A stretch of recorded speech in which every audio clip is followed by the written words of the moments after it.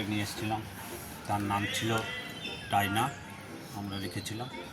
এবারে তাকে যত্নে পরিবারের মেম্বার হিসেবে যেমন পালন করি সেইভাবে তাকে সেরেল্যাক এবং বাচ্চাদের যা যা খাবার হয় সমস্তই দিয়েছিলাম। ইঞ্জেকশন তো দেওয়া ছিলই। এরপর তাকে এত যত্নে মানুষ করেছিলাম যে পুজোর সময় মানুষের যেমন জামা হয় সেরকম তার জামা প্যান্ট সব কিছুই তাকে কিনে দেওয়া হতো। তারপর তার যখন বাচ্চা হলো, সেই বাচ্চাগুলো আমার বাড়িতেই ছিল, কোনোটা ছেলে কোনোটা মেয়ে। তাদের নাম রেখেছিলাম লালু, ভলু, বেবি।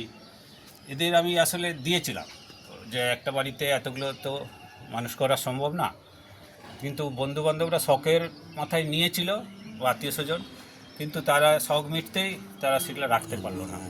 অনেকে ভাবে এগুলো শখের পুতুল, কিন্তু তা তো নয়, তারা একটা প্রাণ। ভালোবেসে তাদের রাখতে পারলে অনেকে রাখে। তার মধ্যে আরেকজন ছিল, তাকে কিন্তু একজন রেখেছে, সে এখনও বেঁচে আছে। আর এরা আমার বাড়িতেই ছিল এই 7-8 বছরে। তারা এই পরিবেশ তো এদের একটু প্রতিকূল হয়, আর স্ট্রিট ডগদের তুলনায় এদের প্রতিরোধ শক্তিও কম হয়, স্ট্রিট ডগদের একটু বেশি হয়। তো তাদের যত্নেই রেখেছিলাম, কিন্তু তারা এক্সপায়ার হয়ে যেতে তারা ওরই সন্তান, ডাইনারই সন্তান। আর বুলবুলি কুট্টুস এরা রাস্তা থেকে আমি নিয়ে এসেছিলাম, আমার কাছেই ছিল। তো তাদেরও একটা ওইরকম ফলো করে এখানে রেখেছি।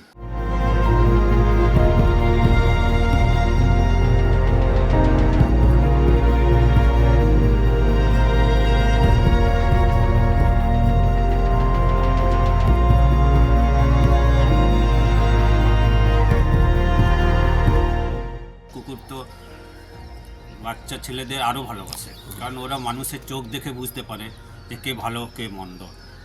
এদের একটা মানে টিকটক যে কামড়ায় তা না, ওরা প্রভোকেশন করলে কামড়ায় অথবা আত্মরক্ষার্থে কামড়ায়, বরং ওরা ভয় পায় মানুষকে, ভয়ে চিৎকার করে, আর লোকে ভাবে চিৎকার করে কামড়াতে আসছে। কাজে তাদের কিছু নেচার বুঝতে পারা যায়। যারা একটু স্ট্রিট ডগ নিয়ে একটু সচেতন তারা এটা বুঝতে পারে। তো এই পাড়ায় আমি যখন এসেছিলাম সবাই পছন্দ করতো না, এই যে খাবার দিচ্ছি বাইরে পায়খানা করছে।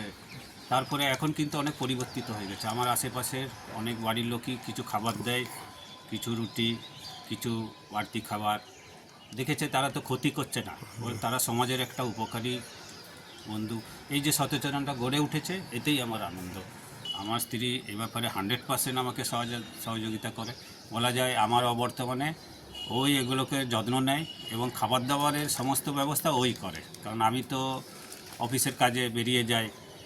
কাজেই তাদের খাবারের প্রস্তুতি করা, তাদের জন্য আলাদা ভাত রান্না করা, মাছ রেগুলার বাজার থেকে কেনা হয়, তাদের মাছ ভাত দেয়া, সবই করে এবং সে আনন্দের সঙ্গে করে। তার জন্য কোনো রকম ঘৃণা বা কোনো কিছু নেই, ওর আগে থেকে ছিল, কিন্তু আমার সংস্পর্শে এসে তার মমত্ববোধটা আরও অনেক বেড়েছে আর কি।